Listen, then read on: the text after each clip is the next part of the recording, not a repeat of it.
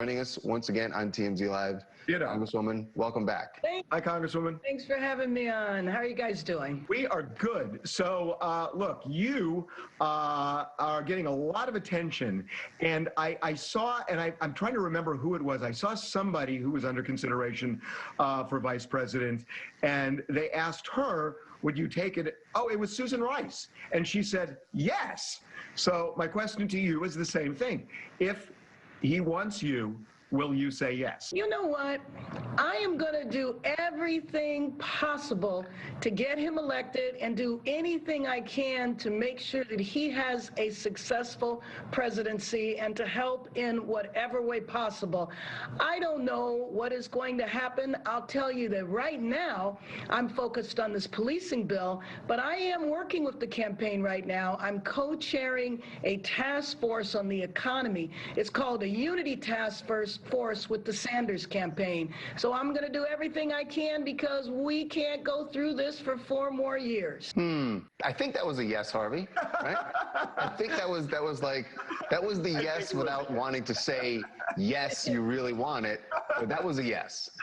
It is very hard for me to imagine anything right now except for addressing those hundreds of thousands of people out in the streets protesting. And I feel very confident we're going to get the bill out of the House, but I'm worried about what's going on in the Senate.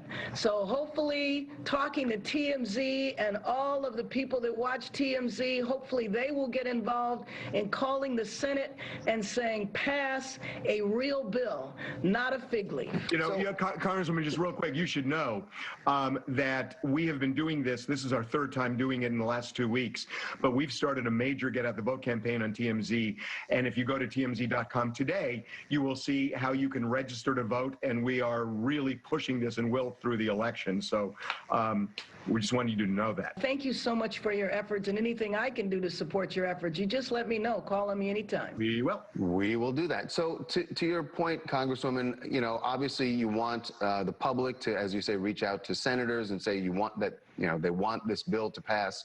But the reality is, you guys, this is where the wheeling and dealing comes in D.C. And I know that you're very passionate about the bill as it's been put forward, but is there any reaching across the aisle happening yet?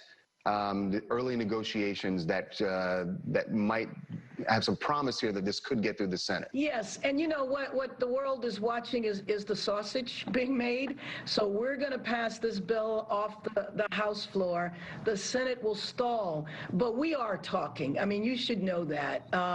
Kevin McCarthy, the Republican leader in the House, is somebody that I'm friends with. We served together in California, and we are having conversations. I'm talking to Senator Scott, who's leading the efforts in the Senate.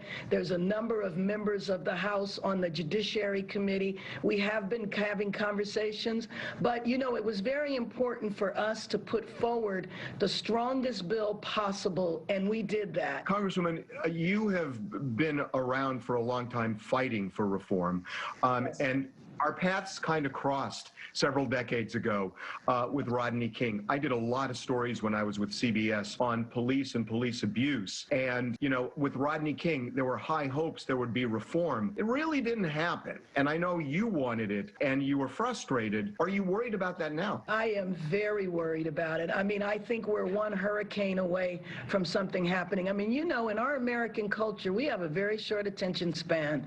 And if a big hurricane happens in the next few days, I worry that this would be knocked off the news cycle. I mean, just think about it. The pandemic, in which 121,000 people have died in the last 3 months, is not the top story anymore. You know what I mean? And so I do worry about it. That's why I hope that the peaceful protests continue, because that's the kind of pressure that's needed on Congress. I mean, you know, it can take us 20 years or 20 days to act. And we acted within 20 days on this bill, but you have to keep the pressure up. So I'm very excited by all that I'm seeing, but much more is needed. Congresswoman, if it doesn't pass the Senate, you know, if it doesn't work, one of the things that Charles and I have talked about a lot in the show is that we have seen a lot of state and especially local leaders emerge from what we've seen over the last couple of months. So would it make sense to, if it doesn't work federally, to make the push state by state, city by city, and not just to do things like ban chokeholds, which should be done, and other things that are in your bill, but to reset the culture. Because I keep getting into this because I covered police for so many years. You've got to reset the culture, and you've got to train police that force is not always the end game, that arrest is not always the end game. And that takes, you could have good people who don't understand that. So I don't want to harp on it, but does it make sense that you might apply that on a local level to really rebuild from the ground up? You're exactly right. And one of the things that I'm excited about, the work that we've done here, it's already led to that. So you've seen the laws change in Colorado, the laws begin to change in California, although, California's always ahead. So California was already beginning to change their laws. But that is exactly what happens. And a lot of times people say, well, this is a local issue. You can't change it because it's a local issue. But a lot of times when things get started federally, it has a catalytic effect. And I think that is already happening. But you are so right in terms of hitting on the culture. That's one of the things that the bill does, because the bill requires things like it becomes a duty for a police officer to intervene if you see another police officer doing something that's wrong. A police officer intervened in a chokehold, an African-American woman. She intervened in Buffalo, New York, and she got fired for stopping a chokehold. So our bill would say, actually, the officer that was doing the chokehold is the one that should be fired, not the person that intervened. So our bill attempts to get at the culture, but you are so right. When we initiate things federally, that tends to have a catalyst effect, and I'm hoping that it'll lead to change in state and local laws. Well, it's such an important thing you're doing. And what so the many people people want. are behind it finally. So. Yeah. Thank you. And thank you so much for talking about it, because it's the pressure that we need. That's what makes Congress move. Don't leave it up to us. We need help. Congresswoman, I know you.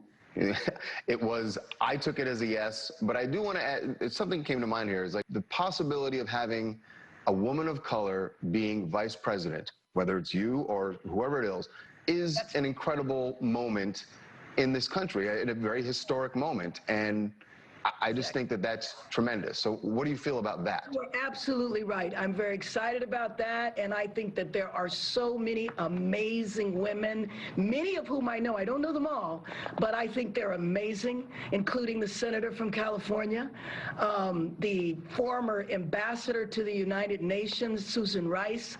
I think it's incredible, and I am extremely proud and excited that the vice president would take the stand that he did, and I absolutely hope that he follows through. I know he'll follow through as a woman. I hope it's a woman of color. I think it'll be very, very exciting for the country and for the world. It'll send an incredible signal. Thank you. Well, we're here for you, and congratulations on all you've done, and especially on police reform. So important. Congresswoman, thank you for the time. Appreciate you. And we